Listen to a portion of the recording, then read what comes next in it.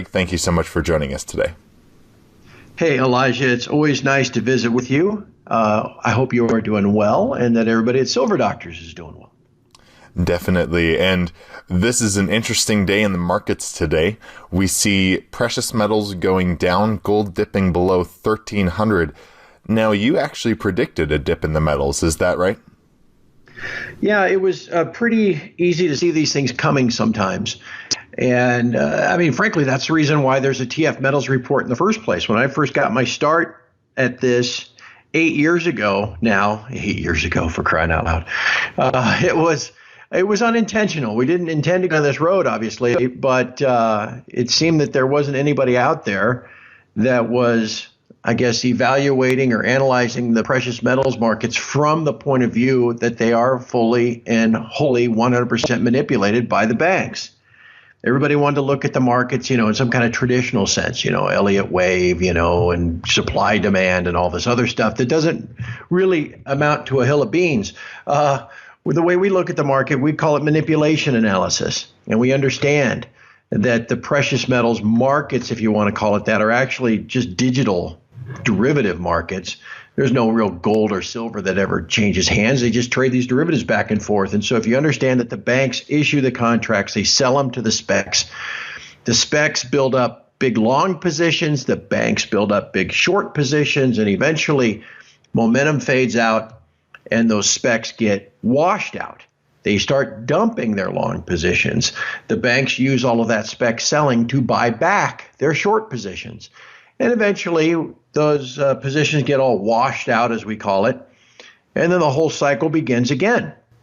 So knowing that, it gives us, I guess, a different perspective, a unique perspective in analyzing and predicting where price is headed. And a couple of weeks ago, we started stating and writing for our friends at Sprott Money some analysis and said, hey, look, this is happening again. Here it comes again. And lo and behold, as you and I speak here on May the 15th, it's happening before our eyes. Price has been broken down today below the 200-day moving average for gold. This happened 3 times in 2017. On each of those 3 occasions, price fell on average $35 or so below the 200-day moving average before it turned. If that were to repeat itself now, we'd fall down to around 1270 or 1275. In washing out the specs, when that happened, the cumulative position of the large speculators in COMEX gold was dropped anywhere from 40,000 contracts to 100,000 contracts. Again, speculators selling because of the technical positioning below the 200-day, and the banks using that spec selling to buy back their shorts.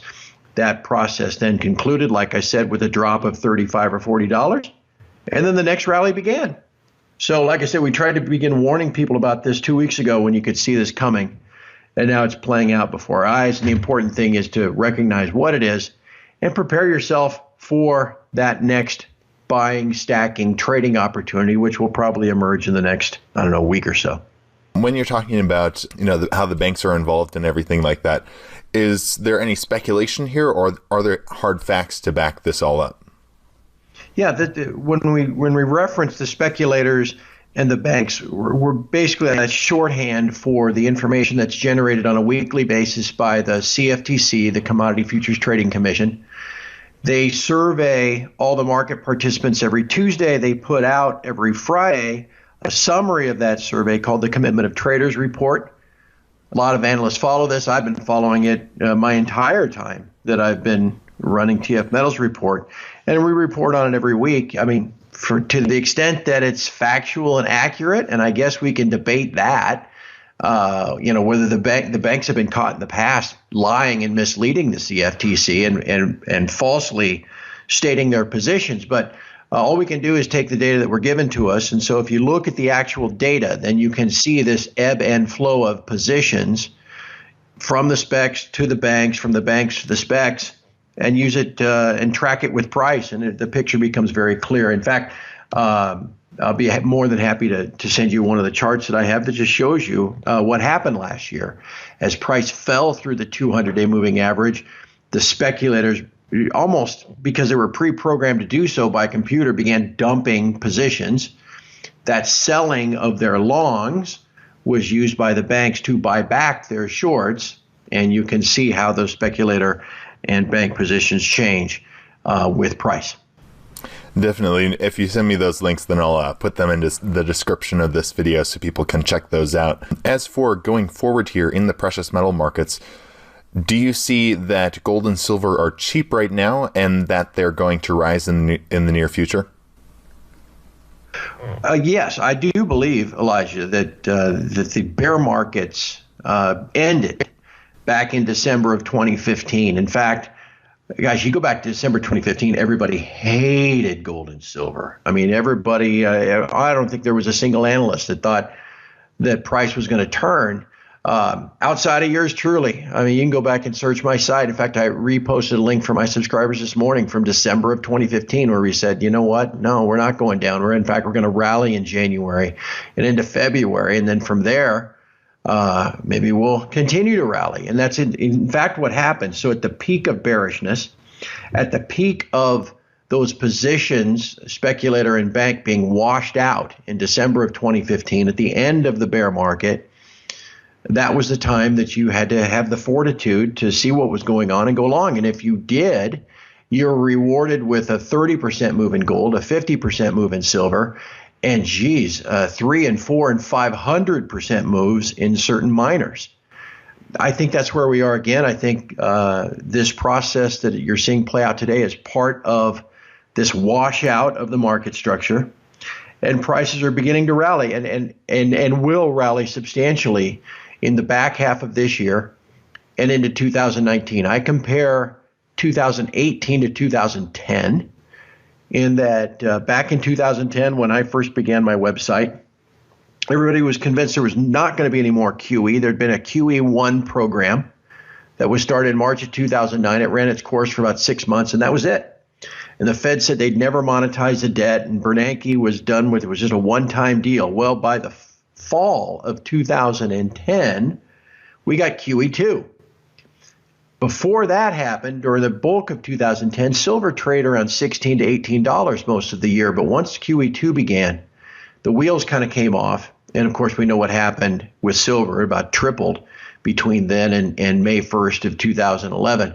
I'm not saying it's going to triple again in 6 months, but I do think this year looks a lot like 2010, and that right now everybody thinks, oh, yeah, the Fed's going to tighten and the economy's great. I think by the end of this year, early 2019, we're going to be looking a lot like late 2010. The economy will be slowing, we'll be tipping over to recession, whether it's through higher interest rates or an inversion of the yield curve or whatever. This is going to happen. And the Fed's going to be talking about loosening policy and maybe even QE and negative interest rates and all that stuff again. So yes, I do. I'm bullish. I think the bear market's ended 2.5 years ago, and we're about ready to start a powerful leg upward once we get this most current ongoing washout behind us. I'll give you one more thing, Elijah. I think it's very important. It was about 2 weeks ago, Goldman Sachs, who I think most of us despise. However, in the traditional money management community and, for institutions worldwide, they're widely respected. And Goldman Sachs put out a note that said, advising their customers to begin building positions in commodities, because commodities so far this year had outperformed equities, and they expected that to continue. If Goldman Sachs starts, driving institutional money into the commodity sector, man, there's just not a lot of places for that money to go. I mean, there's only, so many copper contracts and copper ETFs and, crude oil and grains and all that kind of stuff. There's only so many mining shares that can be bought. And so you can really get a rush in a virtuous cycle of higher highs with increasing money flows if that whole sector starts to take off. And I think that's what's going to happen too. So anyway, that's a very long answer to a short question, Elijah. But I think this current situation we're dealing with today and probably into maybe the next week or two, once that is behind us, it sets up I think another very powerful opportunity for those willing to take the bull and run with it. Right now, what is your perspective on the geopolitical tensions currently in the Middle East? We have a lot of things going on. We just had a conflict between the Israeli military and the Palestinians, where a lot of people were killed and injured. And we also had the U.S. Embassy finally opening in Jerusalem, and that's basically meaning that the U.S. is recognizing Jerusalem as Israel's capital. And then we also had, a week or so ago, Trump pulling out of the Iran deal. With all these tensions in the Middle East and, geopolitically, how do you see that impacting precious metals? Well, I worry about it first and foremost for the loss of life. It's just terrible to see the images that you see on the news of what's going on over there, and whether it's in Israel and Gaza or what's taking place in Syria, or, even all around the Middle East. It's a human tragedy first and foremost. But I think as it relates to gold and silver, it plays into one of our ongoing themes that we discussed at TF Metals Report. In fact, we wrote about it in January for what we call the 3 themes of 2018, and they all have to do with the precious metals and the dollar. You've got political risk here in the U.S., which I think we're not really seeing yet, but as we get closer to the midterm elections, is going to kind of be moved to the front boiler. You've got this geopolitical risk, as you're talking about, and I think that ties into de-dollarization risk. And that's where to answer your question, that's where this is headed. For the U.S. to, again, now want to impose sanctions on Iran, that drives Iran closer into the arms of the Chinese and the Russians. Iran already only trades and prices their crude oil in euro, not dollars. And this will continue to drive a trade that prices energy, prices crude oil in things other than dollars. You've now got a contract that trades in Shanghai where crude oil is denominated in yuan. All of this infrastructure and all of this increasing trade is set up as a counter system to dollar hegemony. And that's all that we've ever known, really. Anybody that's alive today only knows the U.S. dollar is the world's reserve currency. I'm not saying that the world's U.S. dollar is going to lose that status overnight. But what I'm saying is this system is being set up to rival it or to offer an alternative outside of the dollar system. And so when the U.S. takes these military moves, it's really isolating itself to a great extent from these other parties, Russia, China, the primary ones. And they are the ones that are setting up the foundation. They are the ones that are offering the alternative. And so this geopolitical worries that we have are actually serving to speed up the process of this de-dollarization risk. Again, it's not going to happen overnight. Nobody was expecting, when that yuan-denominated crude oil contract started trading last month, nobody said, this means this is going to reset the system on Monday. No, it's a piece of the foundation of this alternative system. All of this military stuff and the geopolitical stuff and the U.S., involvement around the world, where we kind of arrogantly try to dictate the terms to everyone, just simply speeds up the initiation of that new benchmark, that new alternative to the dollar. And that's where it's headed. So ultimately, then, if you have less demand for dollars and a growing supply of dollars, that's going to, by any traditional economic sense, decrease the value of the dollar. And if you decrease the value of the dollar, that's going to make things like gold and silver more valuable, commodities more valuable, all that stuff. And again, you can begin to see how these pieces fit together. So first and foremost, it's a terrible loss of life. And you just hate to see people that, just living in a constant state of fear and war instead of peace. But in a big picture, it is driving the world away from the U.S. and away from the current system. And that has significant long-term implications. Definitely. Now, speaking of the petrodollar, what is your perspective on, there have been predictions that the U.S. will become the world's largest oil exporter anywhere. People are predicting from next year to 2023. How would this impact the petrodollar? Well, obviously, we're going to sell our own crude as an exporter for dollars, right? And so that's going to help to somewhat mitigate the move away from everybody else pricing their crude oil in dollars. but I don't think it's enough to change where this is all headed. Again, when we talk about the petrodollar, people need to Google that term and understand what that is.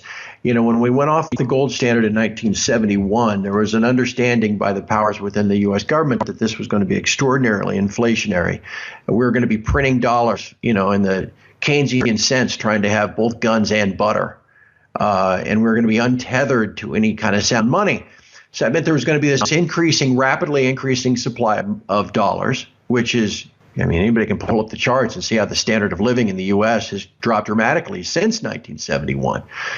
So if we're going to be increasing the supply of dollars quickly, we better figure out a way to hold steady or grow the demand for dollars. And thus, the petrodollar, I guess we'll call it recycling scheme, was born, where Henry Kissinger went to Saudi Arabia and convinced them in 1973 to always price their energy in dollars, which meant there was always going to be demand for dollars.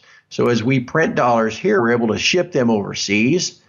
Exporters of oil would exchange their oil for dollars. Now, with their dollars in return, what are they going to do for them? They're going to buy our treasuries, our debt, and quarantine those dollars so that they're not inflationary, and the whole thing just kind of gets recycled over and over and over and over on a larger scale. And that's what's happened for the last 45 years.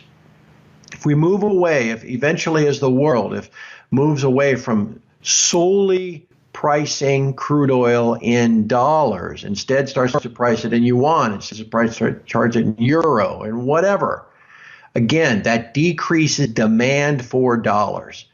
And if anyone's taken Econ 101, you move that equilibrium point where supply and demand intersect, and it changes price, it changes value. And if demand falls while supply increases, that lowers the price, that lowers the value, and that's ultimately what this is all about. So, the U.S. becoming a net exporter, increasing the supply, the global supply of energy, that's all going to be sold. The U.S.'s supply is going to be sold in dollars, fine. But if Saudi Arabia, all of OPEC, everybody else begins to move away or begins to at least not only sell their oil in dollars, that's going to dramatically decrease the demand for dollars. That's going to decrease the demand for U.S. debt. It's a whole mess that's coming. But again, not overnight. This is a process that's been unfolding now for at least the last 10 years. And the world's going to continue to offer this process as an alternative to the dollar. And I just have no doubt that that's the direction this is all headed.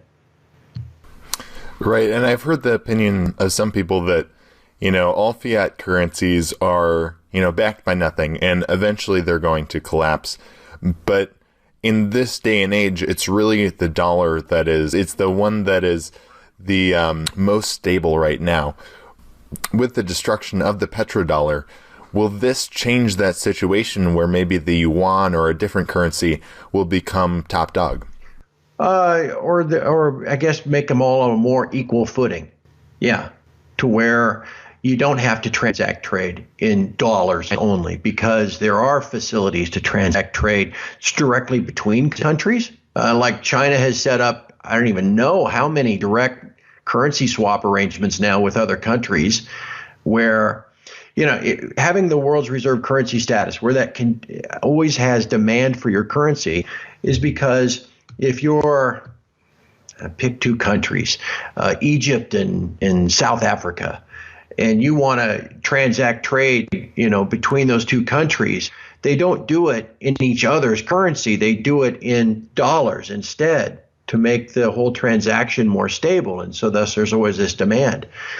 Well, you're getting to the point where countries are comfortable doing things and bypassing the dollar and working directly. That's what those direct currency swaps are that China has set up with Russia and Iran and India and all these other countries, so that they can transact trade and bypass the dollar, bypass the SWIFT system, and not allow the U.S. to hold them hostage, by potentially excluding them from the dollar system, by excluding them from the SWIFT system. And so these systems are being set up as an alternative. So would it replace the dollar?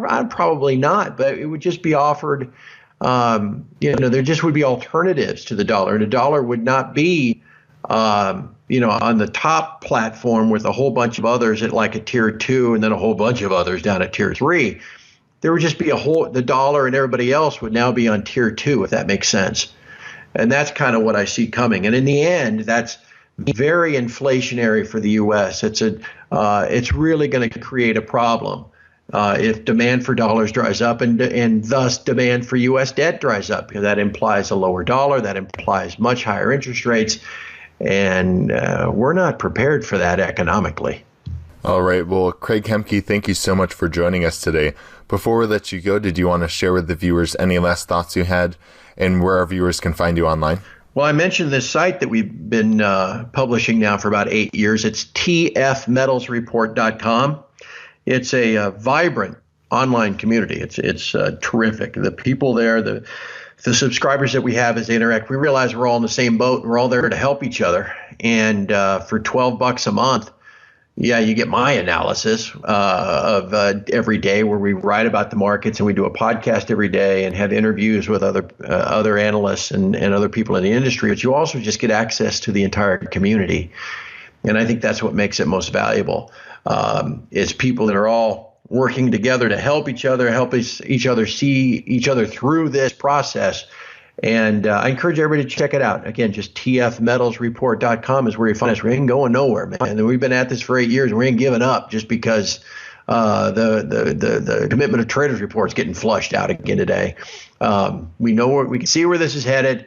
We're confident that we're analyzing the big picture correctly, and we're going to try to steer the ship through all of this in the years ahead.